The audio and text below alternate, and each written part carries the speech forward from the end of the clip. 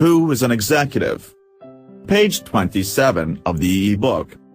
Every knowledge worker in modern organization is an executive if, by virtue of his position or knowledge, he is responsible for a contribution that materially affects the capacity of the organization to perform and to obtain results. This may be the capacity of a business to bring out a new product or to obtain a larger share of a given market. It may be the capacity of a hospital to provide bedside care to its patients, and so on. Such a man, or woman, must make decisions. He cannot just carry out orders. He must take responsibility for his contribution. And he is supposed, by virtue of his knowledge, to be better equipped to make the right decision than anyone else. He may be overridden, he may be demoted or fired. But so long as he has the job, the goals, the standards, and the contribution are in his keeping. Most managers are executives, though not all. But many non-managers are also becoming executives in modern society. For the knowledge organization, as we have been learning these last few years, needs both the managers and individual professional contributors in positions of responsibility, decision-making, and authority. This fact is perhaps best illustrated by a recent newspaper interview with the young American infantry captain in the Vietnam jungle. Asked by the reporter, "How in this confused situation can you retain command?" The young captain said, "Around here, I am only the guy who is responsible. If these men don't know what to do when they run into an enemy in the jungle, I am too far away to tell them. My job is to make sure they know.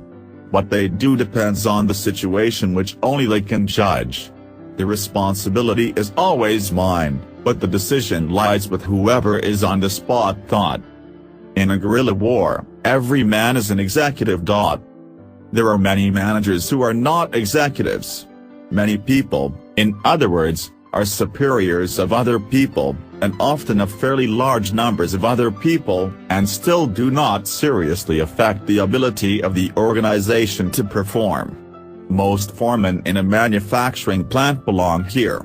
They are overseers in the literal sense of the word. They are managers in that they manage the work of others. But they have neither the responsibility for, nor authority over, the direction, the content, and the quality of the work or the methods of its performance. They can still be measured and appraised very largely in terms of efficiency and quality, and by the yardsticks we have developed to measure and appraise the work and performance of the manual worker. Conversely, whether a knowledge worker is an executive does not depend on whether he manages people or not. In one business, the market research man may have a staff of 200 people, whereas the market research man of the closest competitor is all by himself and has only a secretary for his staff. This should make little difference in the contribution expected of the two men. It is an administrative detail. 200 people, of course, can do a great deal more work than one man. But it does not follow that they produce and contribute more. Knowledge work is not defined by quantity. Neither is knowledge work defined by its costs. Knowledge work is defined by its results. And for these, the size of the group and the magnitude of the managerial job are not even symptoms. Having many people working in market research may endow the results with that increment of insight, imagination, and quality that gives a company the potential of rapid growth and success. If so, 200 men are cheap. But it is just as likely that the manager will be overwhelmed by all the problems 200 men bring to their work and cause through their interactions. He may be so busy managing as to have no time for market research and for fundamental decisions. He may be so busy checking figures that he never asks the question, what do we really mean when we say our market? And as a result, he may fail to notice significant changes in the market which eventually may cause the downfall of his company. But the individual market researcher without a staff may be equally productive or unproductive. He may be the source of the knowledge and vision that make his company prosper. Or he may spend so much of his time hunting down details, The footnotes academicians so often mistake for research, as to see and hear nothing and to think even less. Throughout every one of our knowledge organizations, we have people who manage no one and yet are executives. Rarely indeed do we find a situation such as that in the Vietnam jungle, where at any moment, any member of the entire group may be called upon to make decisions with life and death impact for the whole. But the chemist in the research laboratory who decides to follow one line of inquiry rather than another one may make the entrepreneurial decision that determines the future of his company.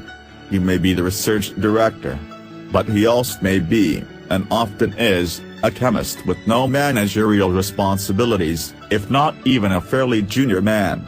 Similarly, the decision what to consider one product in the account books may be made by a senior vice president in the company. It may also be made by a junior. And this holds true in all areas of today's large organization.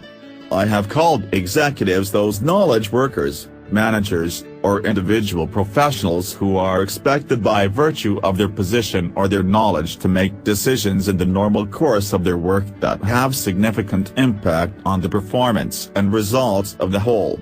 They are by no means a majority of the knowledge workers. For in knowledge work too, as in all other areas, there is unskilled work and routine.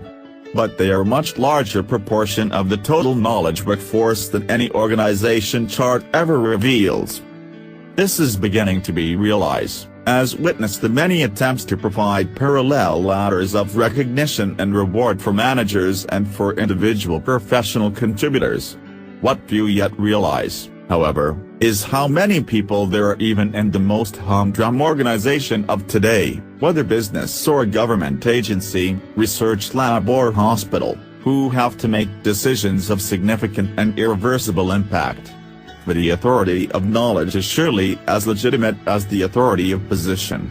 These decisions, moreover, are of the same kind as the decisions of top management. This was the main point Mr. Capel was making in the statement referred to above. The most subordinate manager, we now know, may do the same kind of work as the president of the company or the administrator of the government agency, that is, plan, organize, integrate, motivate, and measure. His compass may be quite limited, but within his sphere, he is an executive. Similarly, every decision-maker does the same kind of work as the company president or the administrator. His scope may be quite limited, but he is an executive even if his function or his name appears neither on the organization chart nor in the internal telephone directory. And whether chief executive or beginner, he needs to be effective.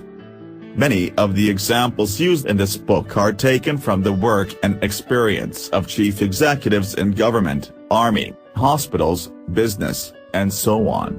The main reason is that these are accessible, are indeed often on the public record. Also, big things are more easily analyzed and seen than small ones. But this book itself is not a book on what people at the top do or should do. It is addressed to everyone who, as a knowledge worker, is responsible for actions and decisions which are meant to contribute to the performance capacity of his organization. It is meant for every one of the men I call executives. Page 31 of the e-book.